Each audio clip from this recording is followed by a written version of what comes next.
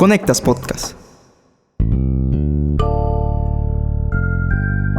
El domingo 4 de febrero en la noche, Nayib Bukele apareció muy emocionado en el balcón del Palacio Nacional de San Salvador para autoproclamarse vencedor de unas elecciones que le permitirán gobernar por 5 años más. Sin esperar a que las autoridades electorales dieran el primer reporte, el dictador más cool del mundo, como él mismo se ha caracterizado, dijo que había ganado con el 85% de los votos y que había pulverizado a la oposición. No mencionó, por supuesto, la burda maniobra judicial que le permitió postularse a pesar de la prohibición constitucional.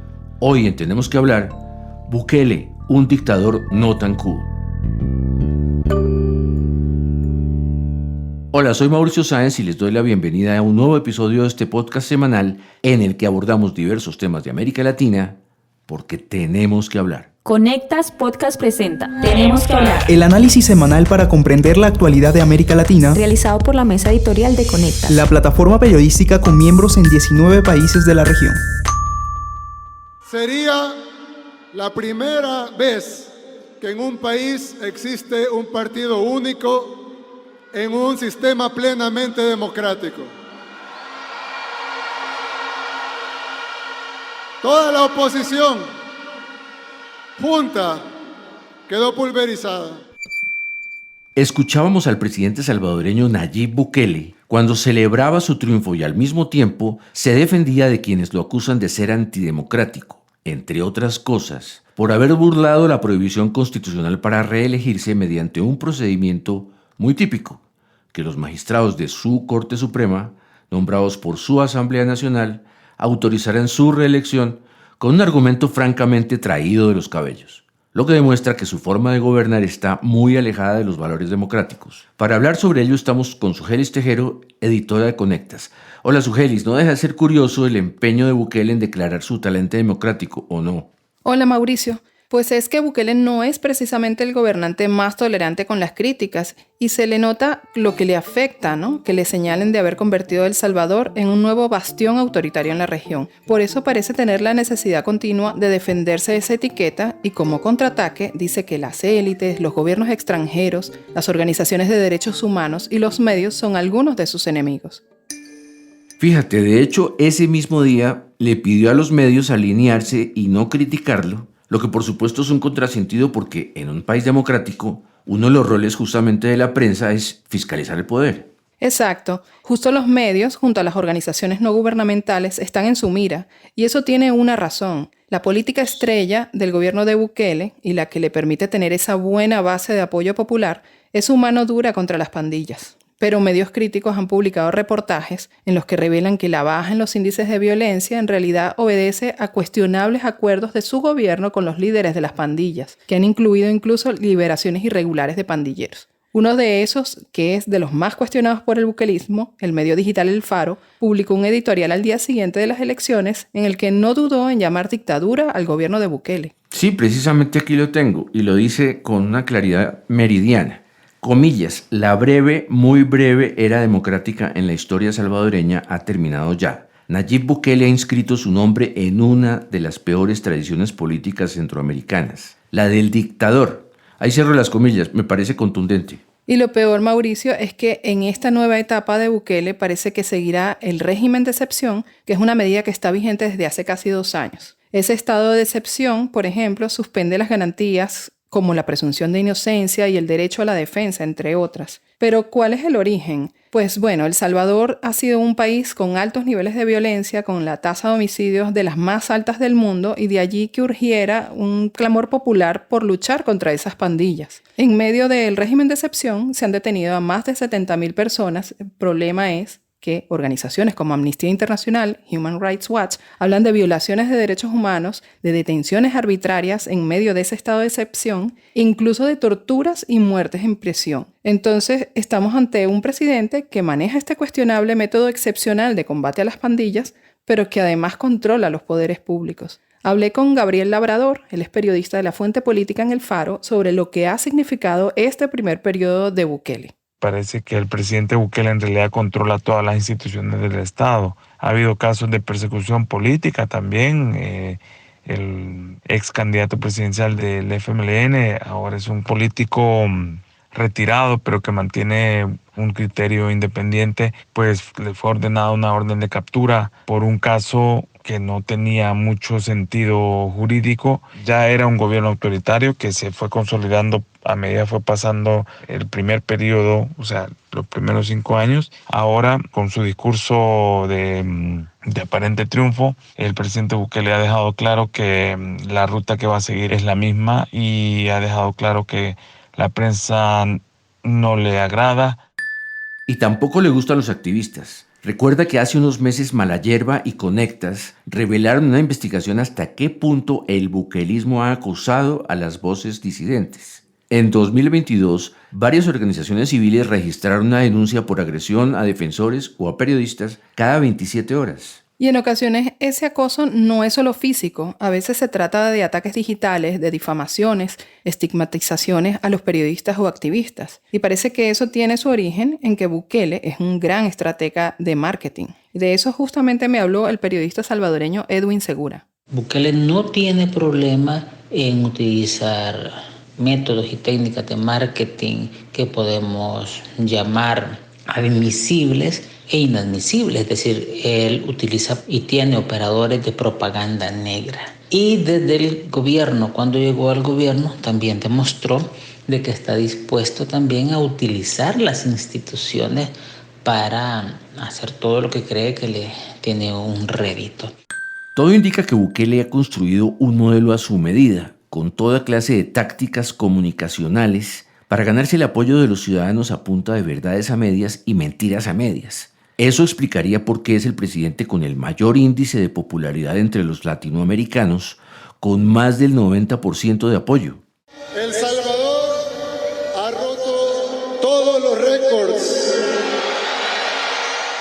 Bueno, Sugelis, llama la atención que el gobierno de Joe Biden le haya felicitado por su triunfo electoral, a pesar de que tiene una tensa relación con Bukele por sus manejos con las pandillas y por temas de derechos humanos. ¿Pero no estamos todos de acuerdo en que ya empezamos a echar de menos a la democracia en El Salvador? No necesariamente, Mauricio, porque hay varios matices. Por ejemplo, el año pasado, la Universidad de Gotemburgo, a través del Instituto Biden, calificó al gobierno de El Salvador como una autocracia electoral, es decir, un sistema concentrado en la figura de Bukele, que ganó unas primeras elecciones de forma legítima y que gobierna sin restricciones legales, por ahora con el apoyo de la población. Y también está un estudio que hizo el profesor de la Universidad de Texas, Kurt Wayland, que también cree que en El Salvador existe un régimen populista, pero que se torció hasta convertirse en una autocracia. Él cree que Bukele ha aprovechado su popularidad para lanzar un enérgico asalto a la democracia, suspendiendo derechos y haciendo que la Asamblea Legislativa despida a jueces del Tribunal Supremo, al fiscal general,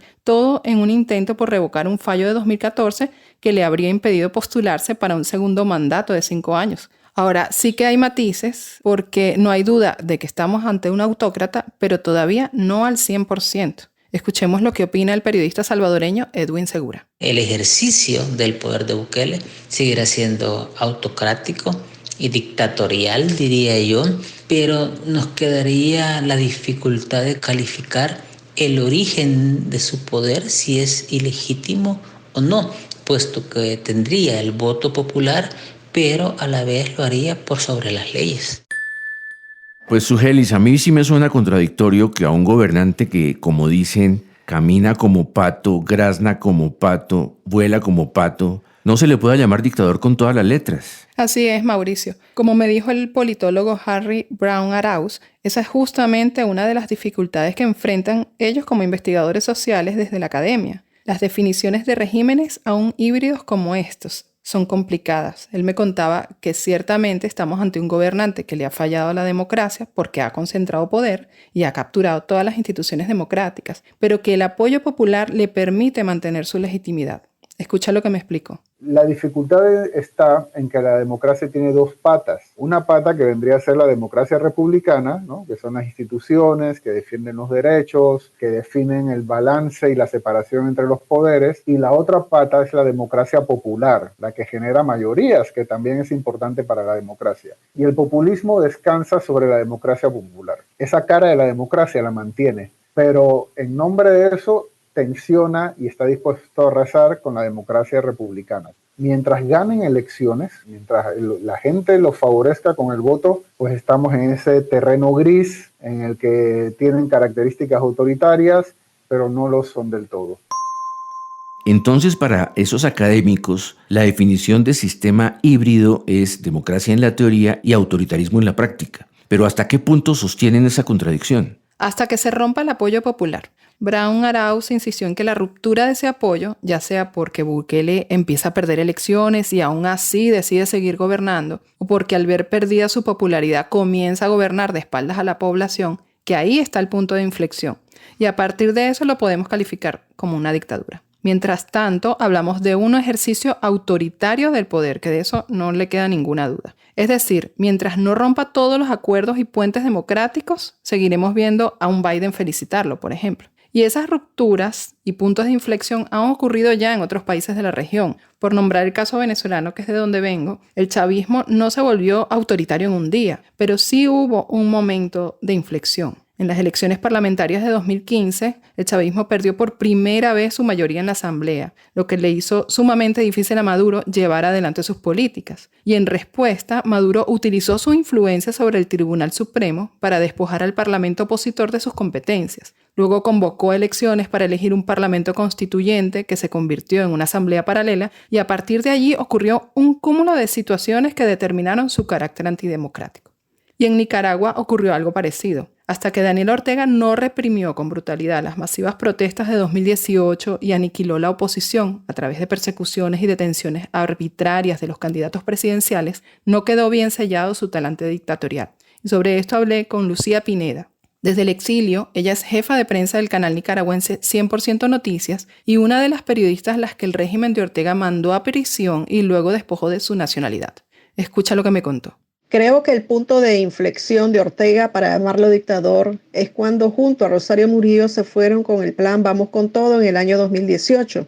La fuerte represión, persecución, censura a medios de comunicación, eliminación de ONGs, el destierro, despojo de nacionalidad, encarcelamientos, confiscaciones, fue pues toda esa fuerte y brutal represión que obviamente estábamos a la vista de una dictadura. Es cuando ya ellos decidieron hacer más robos de forma descarada, tanto de propiedades y de las elecciones, metiendo preso a precandidatos. Decidieron retener el poder o quedarse en el poder hasta la muerte. Por eso son una dictadura. Muy claro lo que cuenta Lucía. Y por supuesto existe el riesgo de que otros países de América Latina repliquen experiencias como las de El Salvador, Nicaragua o Venezuela. La encuesta de Latinobarómetro del año pasado habla de una indiferencia política creciente de los latinoamericanos. Hay más actitudes a favor del autoritarismo y un desplome del desempeño de los gobiernos y de la imagen de los partidos políticos. Mejor dicho, la tormenta perfecta. Mauricio, imagínate que 1/3 de los mexicanos cree que el mejor sistema de gobierno es el autoritarismo. Y en República Dominicana y en Guatemala más de un 20% apoyaría también gobiernos de ese tipo. Pues estamos ante la expresión regional de un fenómeno que se abre paso en el mundo entero, incluso en el que supuestamente es el gran faro de la democracia, o sea, Estados Unidos. Gracias, Ugelis, por estar con nosotros. Gracias a ti, Mauricio, siempre es un gusto hablar contigo. Y a quienes nos siguieron, los esperamos en la próxima edición de este podcast semanal de Conectas, porque tenemos que hablar.